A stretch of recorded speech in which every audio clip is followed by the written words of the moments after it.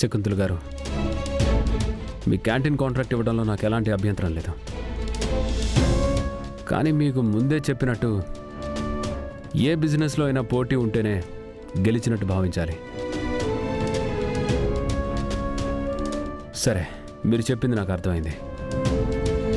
ఇప్పుడే శకుంతల గారి canteen contract ఇస్తున్నట్టు శకుంతల గారితో ఒక అగ్రిమెంట్ చేయిస్తాను.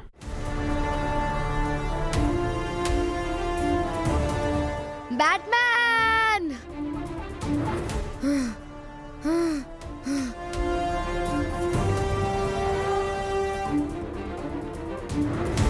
బ్యాట్మ్యాన్, అది బ్యాట్మ్యాన్. మరి క్రిష్, ఏమైంది క్రిష్? బ్యాట్మ్యాన్, ఒకసారి ఈ వీడియో చూడు బ్యాట్మ్యాన్.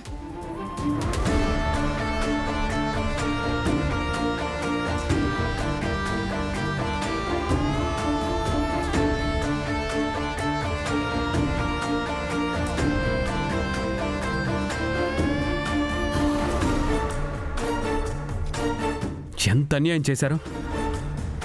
మిమ్మల్ని ఇలా వదిలేయటం చాలా తప్పవుతుంది. మా స్టాఫ్ లాగే ఇక్కడున్న ఎంతోమంది ఆరోగ్యంతో ఆడుకున్నారు. వెంటనే నేను ఫుడ్ ఇన్స్పెక్టర్కి ఇన్ఫార్మ్ చేస్తాను. అలాగే పోలీస్ స్టేషన్లో కంప్లైంట్ కూడా ఇస్తాను.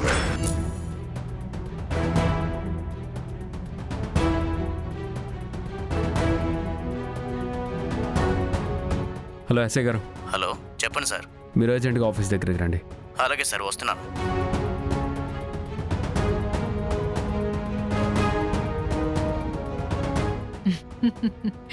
ఇలాంటి కేసులకి పోలీసులు కల్పించుకుంటారా?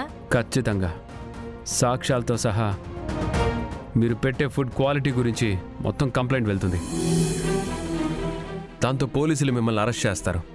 మిమ్మల్ని ఆదుకునే నాదుడే ఉండడు. మీకు ఇంకా జైలు జీవితమే గతి.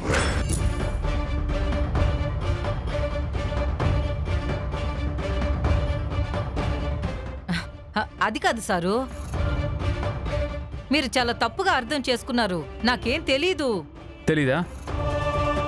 ఒక్క నిమిషం, పోలీసులు వస్తున్నారు. ఆల్రెడీ వాళ్ళకి ఇన్ఫార్మ్ చేశాను. వాళ్ళు రాగానే మీతో నిజం వాళ్ళే చెప్పిస్తారు.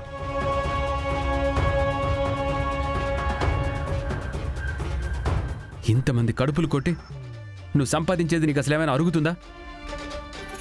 క్వాలిటీ లేని ఫుడ్ తిని ఇక్కడ ఎవరికైనా ఏదైనా అయితే ఎవరిది బాధ్యత? ఎవరేమైపోతే నాకేంటి సారు?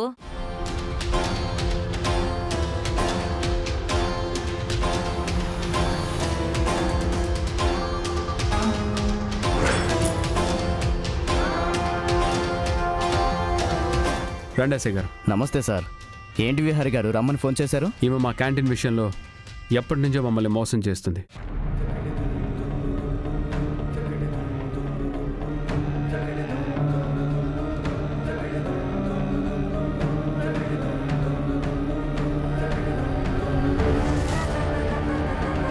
కానిస్టేబుల్స్, ఈమెను జీప్ ఎక్కించండి.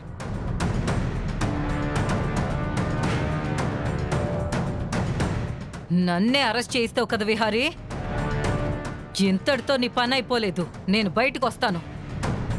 రాగానే నా వేట మొదలెడతాను. అసలు నువ్వెవరిని భయపెట్టాలనుకుంటున్నావు?